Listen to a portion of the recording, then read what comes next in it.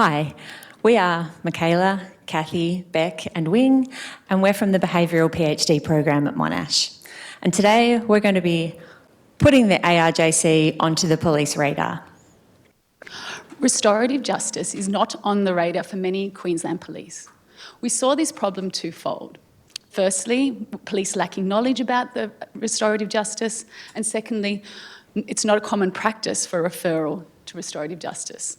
So our intervention targets operational police. Our rationale for this was that police are at the start of the process, keeping cases out of courts at the earliest possible stage. In 2017-18, 18% of referrals were by operational police, creating an opportunity to increase referrals numbers.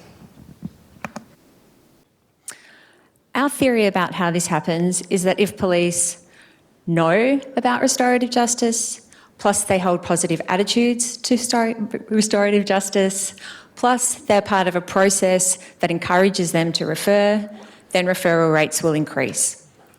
So we plan to create this situation in two ways. We're going to design an online training session and also create a default to refer. The online training will be a 10-minute training session, and it will be drawing on what the guys at Wharton People Analytics have been doing and using survey software to deliver online training. So survey software obviously allows you to ask questions and have the respondents answer them, but it also allows you to share information in text, images and videos, which the respondents click through. So for them, it feels like a normal online training session, but for us, there are a few key differences. One, it's really easy to design, so we can DIY the online training.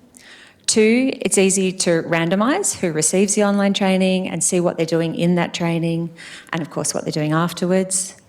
And last but certainly not least, it's very, very cheap. So the first message in our training is that restorative justice exists and that Queensland Police approve of it. And we're going to deliver that by using Commissioner Carroll to explain the who, what, where and when of restorative justice, and also to highlight that police do have the power to refer for screening. The second aim of the training is to create positive attitudes towards restorative justice, and we're going to do that by linking the information in the training to a couple of values that we think it's fair to assume are held by the police. And those are a high level of empathy for victims of crime, and also that police don't like crime. So we're drawing on the empathy for victims by highlighting that restorative justice really does repair the harm. People recover better from the effects of crime. And we're going to draw on the fact that police don't like crime by talking about the statistics of reduced recidivism from restorative justice compared to going through courts. So just for something a little different, we're proposing a RCT for our evaluation, and we're with the intention of rolling out training across 4 randomly selected locations of the 9 that ARJC is currently available. We've done a quick calculation, and the minimum sampling needed for sufficient power is 112 officers or 56 training participants and the same number in the control group.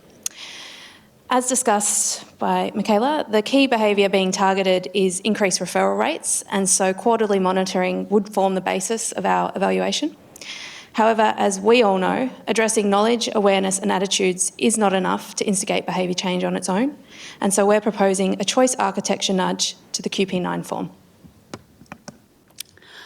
So the other part of our intervention is to change the default, nudging police towards referral.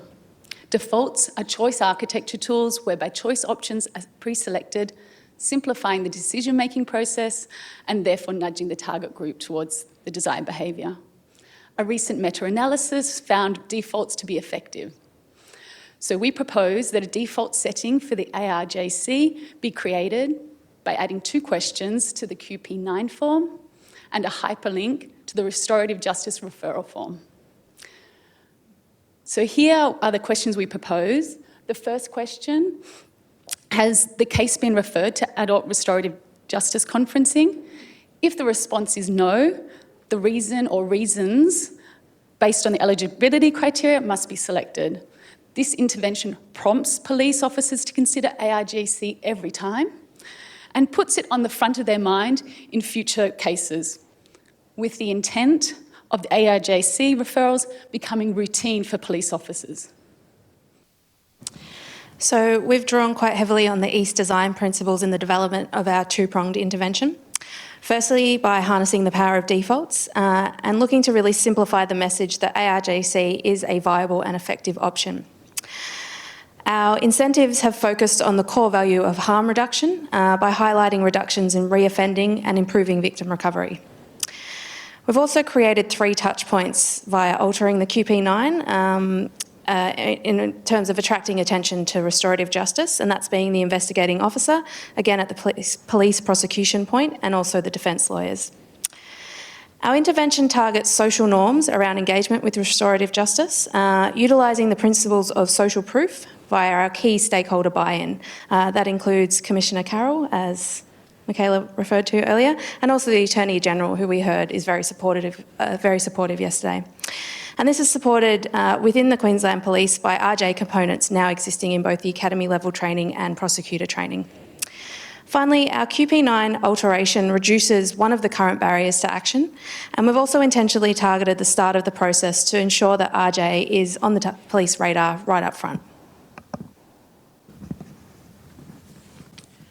So we expect the impact of our intervention to be at least a 25% increase in the referral rate. That translates into about 115 extra referrals per year.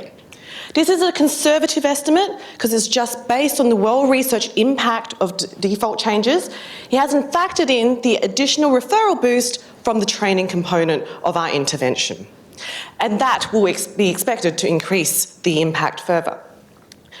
So, as you can see, without even including that, we expect benefits to be in excess of costs by 2.3 times.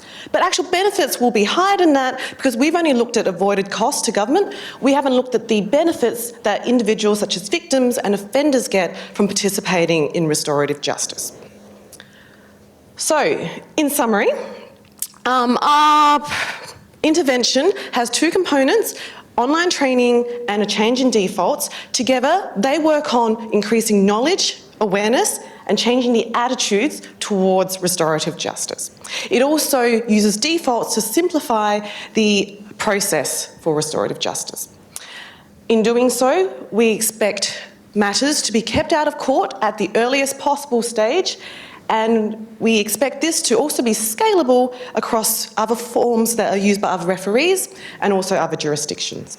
Thank you.